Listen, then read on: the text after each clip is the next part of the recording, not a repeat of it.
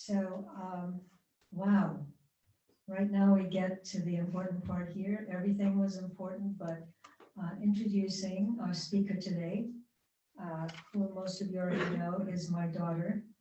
And I'm going to share something that, you know, how kids, when they grow up, they hate it when you share things about when they're little. Before I introduce her talk today, I remember when she was even just a baby, she would scream really loud and she would rebel against most anything you tell her. But I have to say that that is part of what brought her to where she is today. And she's become an amazing woman and an amazing mother of two, my granddaughters. So I want to read her a little bit about Lana and then her talk and her quotes. So she is currently the owner of Santa Monica Music Center and School and creator and executive director of Outreach Through the Arts, which is a nonprofit serving at-risk youth. On the board of National Association of Music Merchants as well. And she recently became councilwoman in the city of Santa Monica. And needless to say, I'm very, very proud of Lana, and I'm looking forward to her speaking here today. So her talk today is called Surfing the Waves of Life and Trusting the Process. And some of her quotes, first one by Ernest Holmes, is, instead of dwelling on negative thoughts, cause your mind to dwell on peace and joy. And the second one, which I believe she may even have tattooed on her arm somewhere. She believed she could, and so she did. And that's by R.S. Gray. And her affirmation is, out of the difficulties of life, grow new beginnings. I trust the process. All right, let's welcome Lana. Lana, just a little moment. I give you a thumbs up. Okay, just a moment, please.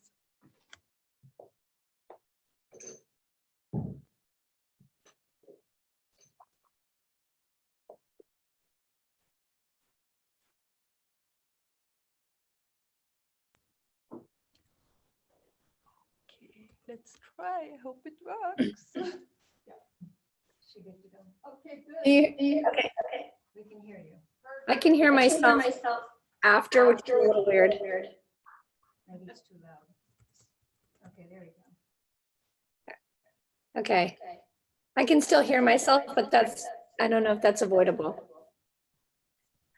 I think someone else has, maybe you guys have two things on Zoom, but like I'm seeing you and then I'm seeing the crowd. If one of them's off, then it doesn't do that.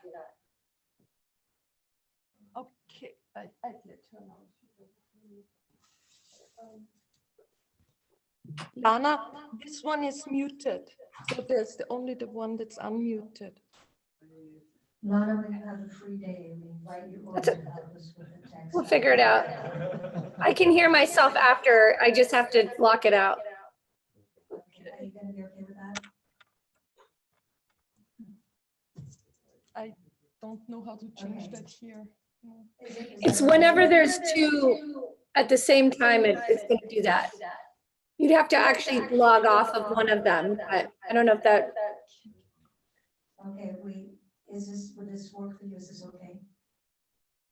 Would you mind? Because we're trying to do that and it's causing other issues. Yours. So we're inviting you over to come and help us with this issue. Yeah, maybe she. Do we need the one that's facing you, Mom? Lana, how about if you mute yours? I mean, Is that any better? turn down her volume. Now it's echoing here. It doesn't have to do with the volume. I mean, I can deal with it. It's just imagine you're talking and then you're hearing yourself. Oh, that's better. Can you guys hear me? Yes, perfect. Okay, that's good. Sorry.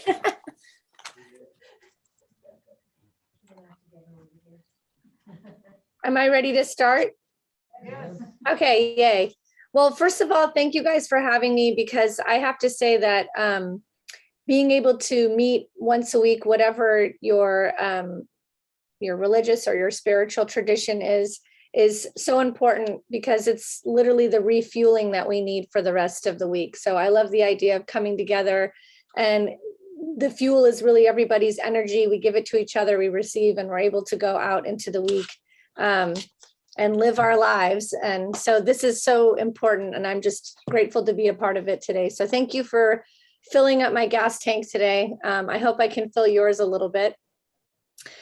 So my mom mentioned, yes, that is one of my favorite quotes, and it is tattooed on my arm. She believed she could, so she did. I'm a person of metaphors. I think much like my mom, being visual helps me explain the somewhat unexplainable, and it gives me the ability to sort of put the pieces together. So you'll see throughout my talk, I use metaphors, and I do that a lot in life. I'm going to read you this, and I'm going to pause at points just to engage with you guys. And if afterwards anyone has questions or wants to engage in a discussion, I welcome that. Riding the waves of life, trusting Mother Nature.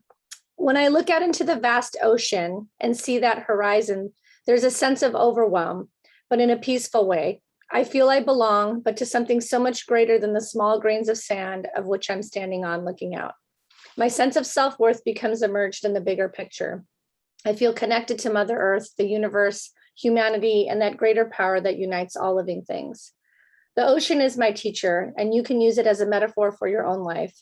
It is a body of water that connects continents, crosses time zones, has a life force and ecosystem below its surface. The surface is sometimes cold, warm, choppy, smooth, murky, and sometimes clear as glass. Some oceans you can see right to the bottom, while others are so dark at the surface you have to dive deep to see what lies beneath. What is true of all oceans is that whatever is going on below will eventually rise to the top. When there is pollution in the ocean, we see the remnants washed up on shore. When sickness overtakes sea life, we see the surface of the water change color. Tending to what lies beneath the surface is crucial to the health of the entire ecosystem. This is how I view my spirituality, making time to clean my inner house so that it doesn't wash up pollution onto the beach that connects me to the rest of the world, because then I am affecting the ecosystem on the surface. And that surface is often used as a mirror by others. Like everyone in this room, my ocean has always had a combination of rough, choppy waves and smooth, glassy waters. I've managed to weather the storms and survive the tidal waves with a clear understanding of what benefits those rough tides can bring, and a learned understanding of how to appreciate each part of the wave and understand what it is preparing me for. And I'll stop and say thank you, Mom, for being that person that has taught me that.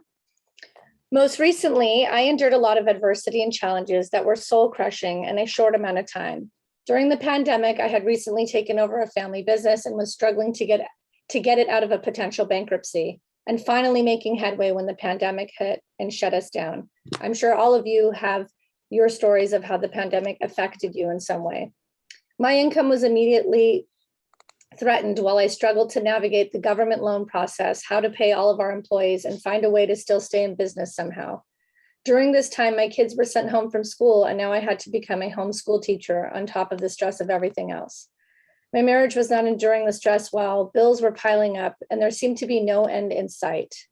Then our music store, was allowed to open at a limited capacity, and we were starting to sell virtual lessons, and things were looking up. During this time, I was feeling pretty sorry for myself. It felt as if I had just been smacked down by an unsuspecting huge wave and was tumbling around underneath with no prospect of coming up for air. Then we opened the doors that Friday, May 29th, 2020. I felt my head had finally bobbed to the surface and I was gasping for air. Right as I got my footing to stand up, another wave came. This one was even bigger, and it pushed me down even deeper. It was Sunday, May 31st. The riots had hit Santa Monica and our store was hit. As I watched in sadness, terror, and frustration at the inability to stop it, I was losing faith. Faith in humanity and my ability to withstand these waves. I felt pushed so far deep into the sand underneath, I didn't know if I could ever come up for air at this point. I had just witnessed human beings at their worst. My beach was polluted by all those unkept waters of others, and I was lost. At that moment, I had lost my faith and trust in the universe. I did not feel connected, and in fact, I felt alone. I think many of us during the pandemic had a sense of solitude, not just from being physically separated from people, but having to sit with whatever the pandemic had stripped away from us. I sent out a mass text at that moment amidst the looting and asked for help to friends and family. Within minutes, friends were there standing in front of my store, trying to protect it and stop people from coming in.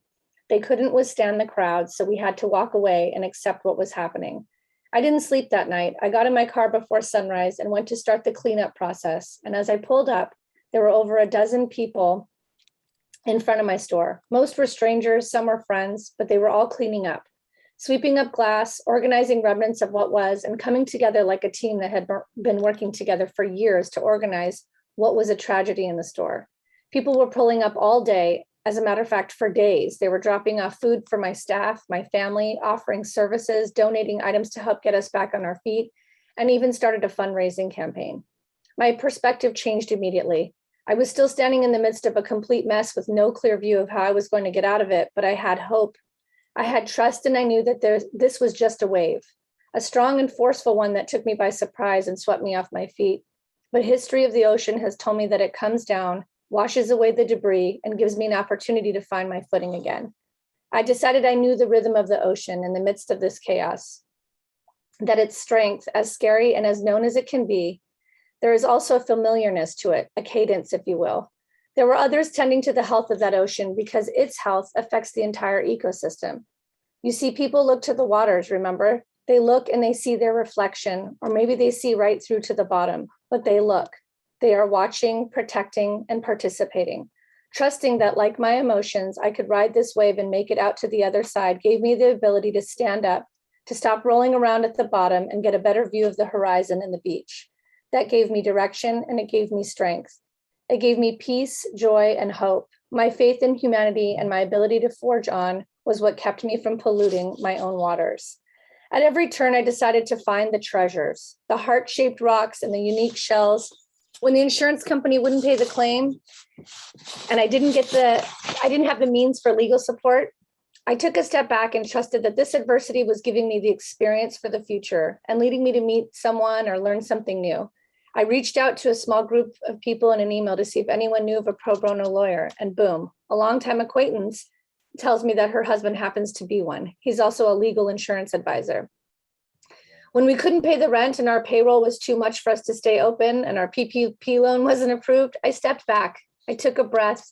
I felt my feet on the ground, riding that wave of fear up to its height and felt it come crashing down and dissipate into the sand. I visually meditated on my feelings, riding them like a pro surfer, trusting the ocean of life is an infinite life source. And in this process, the murky waters started to clear. What I found below was fear, anxiety, mistrust, and a lot of history. What didn't serve me washed up and became shells, heart-shaped rocks, and unique ocean gems. No longer sharp objects or sea kelp that holds you down, but rather the very things that force you to get up and find your footing. Instead of being angry or sorry and sad about a situation, I took a step back and found the opportunity for growth, the opportunity to serve someone else and the ecosystem, the chance to see how this adversity was leading me to yet another great new relationship or opportunity. Sometimes it took more trust and patience than I thought I could ever have, but it was knowing that there is a power much larger than me, an invisible safety net, if you will, that will not let me fail and kept me going. And that moment of financial despair, this intangible faith seemed to not be enough, at least not for SCE, DWP, the IRS, and our landlord. But the community had rallied and raised over $180,000 for us. Then Mark Wahlberg came and visited our space and found out what I do for the youth in my nonprofit, and he took notice. He stepped in my life in a way that was more than just financial help. He connected so many dots for me with other people and relationships that to this day, I now maintain and protect with all my might. That has put me on a path that is literally lit by faith. My spiritual upbringing is rooted deep. It is my safety net. I am reminded by my mother often to focus on the key things in life. Are you safe? Are you loved? Are you fed? And are you housed? What we often get overwhelmed by doesn't fall into any of those key pillars, yet we respond as if they do. Oftentimes we can only see what is happening to us and not accept that it is happening around us. We can navigate and choose how we want to paddle through this ocean of life. We can surf those waves and go back for more, enjoying every moment it presents and take the wipeouts as lessons of what to watch out for and marks of bravery for trying. We can sail across the ocean and learn how to change our sails to navigate the changing winds, the freedom to change directions if we feel necessary. We create the map. We can dive in head first, not waiting for the waves to take us, but diving into them, through them, past the break to get deeper and enjoy that horizon on a more intimate level. There are so many ways to enjoy the ocean. What is key is recognizing that it connects, it heals, it provides a life force below and on the surface. It is a mirror to many looking for answers, and it is feared by many who haven't learned to trust the cadence and rhythm of the ocean, and that it will always bring you home if you let it. I will never forget being caught in a riptide surfing at the beach when I was 12 in Zuma. I remembered being immediately panicked by the lifeguards when they started to blow their whistle and everyone stood up on the beach to watch the two of us who were caught in it. I had felt the pull of the ocean earlier, but I wasn't scared. It wasn't until everyone around me had reacted to what was happening did I start to respond. Immediately, the older man who was near me, fighting and pulling at me, started yelling for me to hold on to him. I had gone to what I was taught as a little girl in surfing. You have options. You are okay. You can let it carry you out 50 feet or so and it will weaken, and then you can swim in, or you can swim diagonal, not against it, and break out of it and then swim to shore. But the bottom line is you are in control and can decide how you handle the riptide. I was on my back doing the backstroke diagonally to conserve energy and get out of the pool. I was able to swim to shore, unhelped by the lifeguards. On the other hand, the older gentleman almost drowned that day, fighting the riptide. As he flailed his arms, panicked, he had tired himself out. Luckily, there was a beach of people, lifeguards, and others who were ready to help pull him out. I'm sure he learned that day and took it with him from that point on, how to get out of a riptide. Like life, trusting that even the most awful experiences are lessons. They're preparing you for that future opportunity, giving you a gift to share with others. It's the training you get in the gym. It makes you stronger and more capable for the fight. I tell the kids that I work with in my nonprofit all the time because they come from much adversity. Hey, you guys are like fighters who have been getting all the training leading up to the fight. The adversity you have faced in your life is your gym. It's the heavy weightlifting of everyday survival that is going to give you the edge in this fight. Once you recognize and respect that, you almost welcome adversity and you look for challenges to overcome. I was robbed again recently, a few weeks ago at our store, and I was looking up to the sky thinking, all right, greater power, God, universe, what's the lesson here? Where's this opportunity? Then I asked the police who had witnessed the robbery and called it in since our alarm system had not gone off. It was a homeless woman. She was living in her car. I went up to thank her and ended up having a long conversation with her and asked her how she had ended up living in her car all these years. Turns out she was getting the runaround on her housing voucher and had other issues she was dealing with. I made her a promise in that moment that she would never sleep in her car again. To be honest, I didn't know how I was going to make good on it, but I made the promise. I put her up in a hotel with the help of some community friends and advocated for her for a month and found her a single apartment for her and her dog. She's just moved in a couple weeks ago. She's got a bed, food, and all the things her and her dog Cody need for a dignified life with shelter. And it took a village. But that night when I was robbed, I could have really focused on the loss. I now had to tell the new school account I got that those instruments they were waiting on were stolen. I had to pay for a new window, new security, take a hit I really couldn't afford. But instead I found the silver lining. I was supposed to meet Tracy and her dog Cody. We were placed in each other's path. It was no accident. She was a swimmer, swimming lost, pushed out to sea without direction and couldn't see land for miles. I took her ashore, but she kept me focused so that I could see the next wave coming and not let it take me down under, but rather helped me dive right into it. Watching it make its way to the beach as I gaze out to the horizon, connected, because we are all connected. Adversity has gained a bad rap. It is used to define people who have less, who have suffered more, and who need help. I have learned these past 2 years that adversity is my friend. In fact, I've redefined it. It's my biggest ally. Adversity is experience, it's knowledge, it's strength, it's opportunity, and quite frankly, it's the 101 of life. If there's one class you need to sign up for in life, it's adversity. If you can trust and hold space for your higher spirit, know and believe in that, all that commotion we have, believe in the health of the ecosystem and that you're an integral part of it. Welcome adversity because you know that it lights the path at night, like moonlight on the ocean, like a lighthouse leading you to shore, and like a sweet reminder that you are the captain of your own ship, the master of your surfboard. You decide how you take part in the ocean, trusting the process all along the way. So I just want to ask everybody to define for themselves what ocean you are. think about it in a way that maybe it's that ocean you remember growing up. Maybe it's the vacation ocean you've never been to. But to think about what all the parts of the ocean and how it's ever changing and how it connects us all. So I hope that resonated with some of you today. That's my metaphor. I love Mother Nature in general, but the ocean is definitely near and dear to my heart because I feel it has so many elements of how it connects everyone and how yet it can feel when you're standing looking out at the horizon. There's a sense of solitude, but there's also a sense of connection. And that is my talk for today.